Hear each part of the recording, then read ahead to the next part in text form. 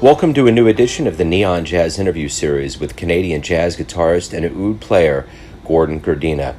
On his latest 2019 CD, Cooper's Park, he gives a fresh approach in the jazz world. This Vancouver-based, JUNO Award-winning cat has had a career that has spanned continents, decades, and constant genre exploration throughout avant-garde jazz, free-form improvisation, contemporary indie rock, and classical Arabic.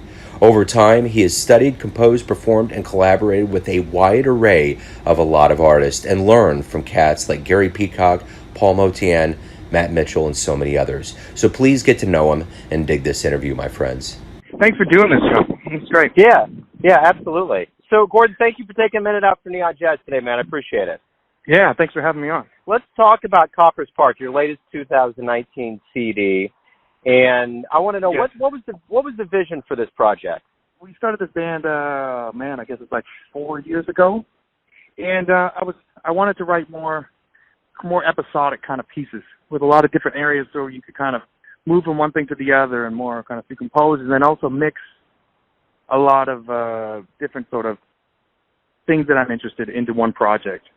And I wanted to I wanted to play with more piano players, which is the thing. I wanted it to be piano. And I got to know Russ and Oscar and Satoshi, and then it just all came together and kind of morphed into its own thing after that. Cool. So talk to me a little bit about where you grew up. Did you grow up in Vancouver? I did. Yeah, I grew up in Vancouver. Grew up playing guitar, got into jazz, went to jazz school, did all that kind of stuff. Got into a lot of listening to a lot of Arabic music, a lot of oud players when I was younger, but I didn't quite get into that music until I graduated from university. And then I started studying with Iraqi musicians in Vancouver, studied a lot of Iraqi folk music, and then studied with some different players all around, New York and in just outside Boston at Simone Shaheen's camp, which is really amazing. And then I studied with Gary Peacock for 5 years, which was kind of like, when I got to university, I was thinking about getting a master's degree, but really found out that the academic kind of stream wasn't really going to be for me. I would kind of always learn better from individuals and getting to know someone. And me and Gary really hit it off. Maybe there's this concept about, harmony and a lot of ears, hearing and different ways to hear and stuff was really important. So we had a great relationship.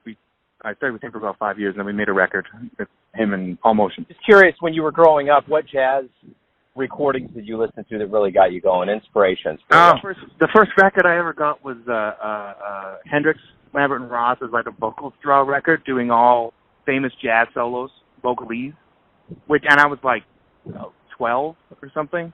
And the guy who gave it to me I thought was really cool because I was like, that wasn't my favorite thing. But then the next week I got Kind of Blue and I Love Supreme, and that just freaked me out. So I was very into that. So those are the first two records, and then I started going to the library and picking out all the old ECM stuff. And I was first just grabbing things and you'd get CDs and I'd record them, and I would tape the tape recordings and stuff. And I had all these mixed tapes of records, and I hardly knew people's names. I didn't know the names of tunes. I didn't know any of that, but I've been listening a lot to all this music. So a lot of Jarrett, a lot of Abercrombie, a lot of Ralph Tower. Ralph Tower and Gary Peacock record was one of the fifth records I got, and it was great. I remember being young and I heard Keith Jarrett for the first time, and being like, did he bring his kid to the recording session? What's that sound? And with the way he was vocalizing, because I didn't know what was happening. But years of checking all that music out, it was just like, man, it was a lot of not knowing people's names and who they were first, and hearing the music first and being really drawn to it. And then I started getting people's names and knowing who they were and seeing who they played with before, moving around that way. And that another huge record for me was My Funny Valentine, the Miles Davis quintet, the one with George Coleman, that period right before. Sam Rivers played at that time too. That right before Wayne joined the band. I listened to that record basically every night before I went to sleep, from when I was 13 to 20, all the time. That really was a big influence on me, that music there. What did you learn from big shots like Gary Peacock and Paul Motian? What did you learn from being around them? Hanging out with Gary was mostly like, figured out kind of how music kind of works tonally, using your ears to explore relative pitch and using it as a way to kind of open up your world, and not using your kind of ears not as like a naming or pinpointing device, but like using that to open up your ears, kind of like so you can hear something, hear the different possibilities.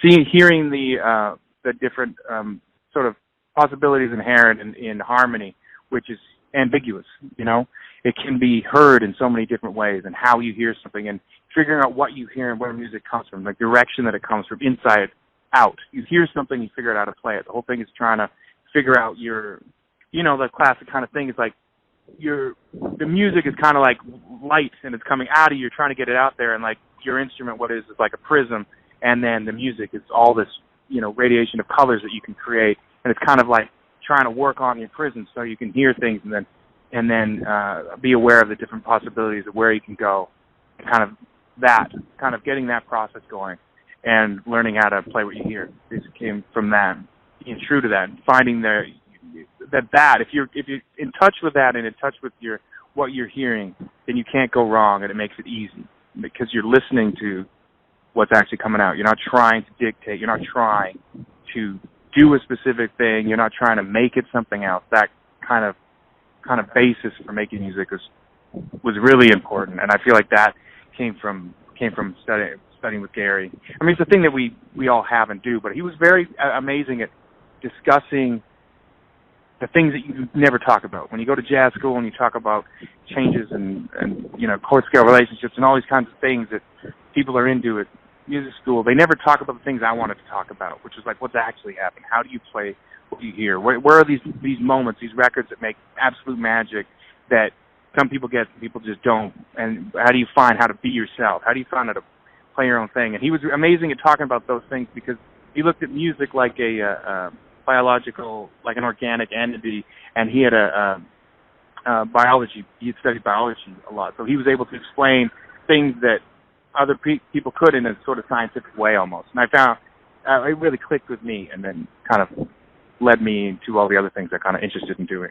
So what was one of the first live jazz shows that you saw that really got you revved up and got you going? Man, let me see. I mean, most of them were like local guys in Vancouver. We're doing like the jazz festival shows. I was studying and seeing like the guys in town playing, like seeing Peggy Lee and Dylan Vandersteeg play with Ron Sammer's Talking Pictures band. Those things were really great. Seeing Paul Plimley play in Vancouver for the first time. Those are really big ones. So like sort of, local things. There used to be a great club called the Glass Slipper in town. It was a great place because you had all these free musicians playing with a lot of straight ahead musicians. So a lot of like everything was mixing in this one spot, and the acoustics were fantastic. And you can get in there when you're underage, so you kind of sneak in and see all these great people. So it was all kind of like the Vancouver scene, all these amazing musicians coming out of there. Tony Wilson, it was in there. Those were all like the main first people I saw that kind of blew my mind. John Stoll, actually from Oregon, used to come up. Me and him used to do gigs together quite a lot. So those were kind of ones that really kind of got me into the music and really loving what was happening. And it was people around me, So let's say you come to Kansas City, you have a show, and you got to write up kind of the press release, a short one, to convince people to come see you. How would you describe what you do to a crowd and what you do during a live show? Man, well, it depends what band. I kind of have a big breadth of things that are happening. Like, so for the quartet, I'll be like it's a episodic kind of pieces. So we're trying to go through something so that you're taken on a journey. You're not getting stuck in one spot all night. So anything can happen next. But there's also a lot of composition, a lot of harmony that's more exploratory. You can take from everywhere. It's kind of like music happening, not necessarily defined more by improvisation and moving towards all kinds of different stylistically unified kind of things. So you could play all kinds of different styles. There's a lot of like rock stuff in there. Everything that I've kind of been interested in comes out and kind of become this, normal thing. We're doing like Arabic influenced music. We're exploring a lot of rock, exploring a lot of like my favorite second Viennese school of composers, a lot of that harmonic space is coming from there, and then also coming out of Paul Bley, who's a huge influence, and sort of coming out of stuff that's definitely listening and connected, and all about a group playing together and discovering something new every time they play. I dig it. So everyone has their version or interpretation of you, your family, your friends, your fans, but you know who you are. Who do you think you are? Oh man, who are you? Really bad. That's a pretty impossible question to answer. Who you are? I think the best. Gary told me this one time. He said, I think Miles Davis answered that the best way. He said, Miles, who are you? And he said, who cares? I think it's. I don't think there's a way to answer it. I don't think you really know, because as soon as you say something, then you're defining it and it becomes a specific thing. Yeah. I think it's an ongoing process, who we are and what we are, and I think it's more than that. It's pretty hard to describe. I dig it. I dig it. No, that's good. That's a good way to kind of leave everything off. Gordon, thank you for taking a minute out for Neon Jazz today. Good luck with the new album and good luck with everything. Hopefully we'll see you swing through KC. That sounds great. Thanks so much, Joe. Thanks for listening and tuning in to another Neon Jazz interview, where we give you a bit of insight into the finest cats in Vancouver, Kansas City, and spots all over the world, giving fans all that jazz. And thanks to Gordon for his music and his time. If you want to hear more interviews, go to Famous Interviews with Joe Domino in the iTunes Store. Visit Neon Jazz at youtube.com, and for everything Neon Jazz all the time, go to the neonjazz.blogspot.com. Until next time, enjoy the jazz, my friends.